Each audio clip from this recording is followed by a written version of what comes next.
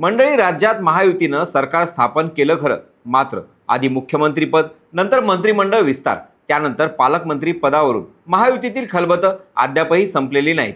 मला असं वाटतं की मंत्रिमंडळ विस्ताराच्या जवळपास 1-1.5 महिन्यानंतर जिल्ह्यांना पालकमंत्री लाभले, पण त्यातही नाशिक आणि रायगडचा तिढा अद्यापही सुटलेला नाही.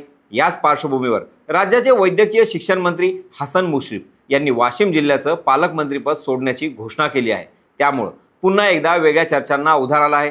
कारण यावरूनच अजित पवारांच्या राष्ट्रवादीत नेमकं चाललंय तरी काय, असा प्रश्न उपस्थित केला जात आहे. एकीकडे कृषी मंत्री माणिकराव कोकाटे यांना कोर्टानं शिक्षा सुनावली आहे, दुसरीकडे धनंजय मुंडे यांनी आपल्या मंत्रिपदाचा राजीनामा दिला आहे, तर तिसरीकडे हसन मुश्रीफ यांनी पालकमंत्रीपद सोडलं.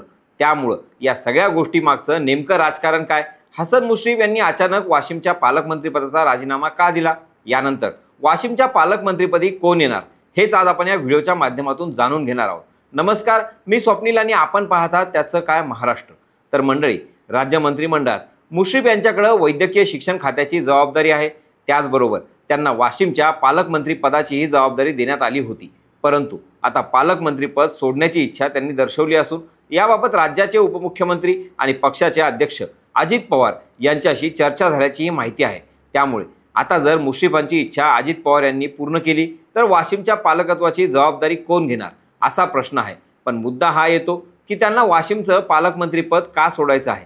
खरं तर हसन मुश्रीफ यांना कोल्हापूरपासून थेट वाशिम जिल्ह्याची जबाबदारी देण्यात आली आहे, परंतु सुरुवातीपासूनच ते या पदाबाबत फारसे उत्सुक नव्हते. 26 जानेवारीनिमित्त ध्वजारोहणाच्या कार्यक्रमासाठी हसन मुश्रीफ वाशिमला पोहोचले होते, मात्र फक्त औपचारिकता म्हणून. शासकीय ध्वजारोहणाचा कार्यक्रम पार पडताच कोणतीही बैठक न घेता त्यांनी थेट पुन्हा कोल्हापूर गाठलं.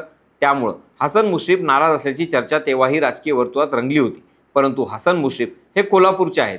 कोल्हापूरपासून वाशिमचं अंतर खूप जास्त आहे, त्यामुळे त्यांना आपल्या मतदारसंघासाठी पुरेसा वेळ देता येत नाही आणि ज्या भागाची जबाबदारी त्यांच्यावर आहे तिथेही पुरेसा वेळ देता येत नाही. त्यामुळं मला हे पालकमंत्रीपद सोडायचं आहे, असं त्यांचं म्हणणं आहे.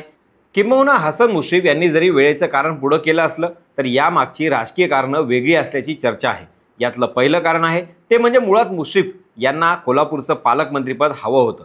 त्यातही कोल्हापूरचं पालकमंत्रीपद शिवसेनेकडे गेलं असून सार्वजनिक आरोग्य मंत्री प्रकाश आंबेडकर यांच्याकडे सध्या आहे. त्यामुळं आंबेडकरांच्या निवडीवर मुश्रीफांची नव्हे तर शिवसेना नेते राजेश क्षीरसागर यांचीही नाराजी लपून राहिलेली नाही. असं असताना मुश्रीफ यांना वाशिम देण्यात आलं, जे कोल्हापूरपासून खूप दूर आहे. त्यामुळं हसन मुश्रीफ यांचा अधिकच तिळवापट झाला. दुसरा मुद्दा म्हणजे रायगड आणि नाशिकच्या पालकमंत्री पदावरून सुरू असलेला वाद. कारण या जिल्ह्यांमधील पालकमंत्री पदावरून सध्या महायुतीतील तिन्ही पक्षांमध्ये वाद सुरू आहेत. जेव्हा पालकमंत्रीपदाची यादी समोर आली तेव्हा नाशिकचे पालकमंत्रीपद हे भाजपला तर रायगडचं पालकमंत्रीपद हे राष्ट्रवादीला मिळालं होतं. परंतु या दोन्ही जागा आम्हालाच हव्या, असा शिवसेनेनं दावा सांगितला आणि यावरूनच मोठा तिढा निर्माण झाला. त्यामुळं फडणवीसांनी या दोन जिल्ह्यांच्या पालकमंत्री पदालाच काही काळासाठी स्थगिती दिली. आता ही गोष्ट होऊन साधारणतः 1.5 ते 2 महिने होत आले आहेत, मात्र यावर अजूनही कुठलाच उपाय सरकारला सापडला नाही. त्यामुळं येत्या काळात हा वाद शांत करण्यासाठी हसन मुश्रीफ यांना नाशिक किंवा रायगडचं पालकमंत्रीपद देण्यात येणार का, असा मुद्दा निर्माण होत आहे.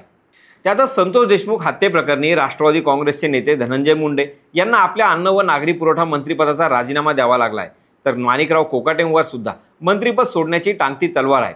अशा परिस्थितीत हसन मुश्रीफ यांनी पालकमंत्रीपद सोडणं राष्ट्रवादीला कमकुवत करण्यासारखं आहे. मात्र हाच अजित पवारांचा वेगळा डाव असू शकतो, असंही बोललं जात आहे. आता यापैकी नेमकं खरं कारण काय ते समोर आल्यावरच कळेल. किंबहुना हसन मुश्रीफ यांनी फक्त घोषणा केली आहे, हा निर्णय अजित पवारांच्या हातात आहे. मात्र जर का अजित पवारांनी हसन मुश्रीफ यांची अडचण समजून त्यांना कार्यमुक्त केलं तर अजित पवार कुणाच्या खांद्यावर वाशिमची जबाबदारी सोपवणार, हा देखील मुद्दा येतोच. तर यासाठी चर्चेत असणारं नाव म्हणजे राष्ट्रवादीचे मंत्री दत्ता मामा भरणे. दत्ता मामा भरणे हे इंदापूर मतदारसंघाचे आमदार आहेत. अजित पवार गटाचे दत्तात्रय भरणे आणि शरद पवार गटाचे हर्षवर्धन पाटील यांच्यात रंगलेला सामना यंदा चांगलाच प्रतिष्ठेचा झाला आणि यात अजित पवार गटाचे दत्ता मामा भरणे यांना विजय मिळाला. खरं तर बारामती जवळ असणारं इंदापूर हे शरद पवारांचं क्षेत्र. त्यामुळं राष्ट्रवादीतील फुटीनंतर अजित पवारांनी या विजयातून आपलं इथलं वर्चस्व सिद्ध करून दाखवलं. त्याच वर्चस्वाला अधोरेखित केलं म्हणून अजित पवारांनी दत्ता मामा भरणे यांना मंत्रिपद देऊ केलं. मात्र दत्ता मामा भरणे यांना अजून कोणत्याच जिल्ह्याचं पालकमंत्री केलेलं नाही. त्यामुळं हसन मुश्रीफ यांच्या जागी दत्ता मामा भरणे यांच्या नावाची चर्चा होऊ लागली आहे. याशिवाय महायुतीमधील पालकमंत्रीपदाचा वाद सोडवण्यासाठी तजवीज म्हणूनही या जिल्ह्याला पालकमंत्रीपदाचा वापर केला जाऊ शकतो. याच मुद्द्याचं विश्लेषण करायचं झाल्यास रायगड आणि नाशिकच्या तिढ्या सोडवण्यासाठी शिवसेनेला वाशिमचं पालकमंत्रीपद देण्यात येऊ शकतं. कारण असंही या भागात शिवसेनेची ताकद आहे. त्यामुळे तिढा सुटण्यासाठी शिवसेनेसोबत अशा प्रकारचं साठोलोटो होऊ शकतं. आपण याबाबतचे सगळे अपडेट वेळोवेळी घेतच राहणार आहोत. तत्पूर्वी तुमच्या मते हसन मुश्रीफ यांचं पालकमंत्रीपद सोडण्यामागचं अजून काय कारण असू शकतं हे आम्हाला कमेंट बॉक्सच्या माध्यमातून कळवायला विसरू नका. बाकी राजकारणाच्या आखाड्यात आपली नजर कायम असणारच आहे. तेव्हा कुठेही जाऊ नका, पाहत राहा, सबस्क्राईब करा. त्याचं काय महाराष्ट्र.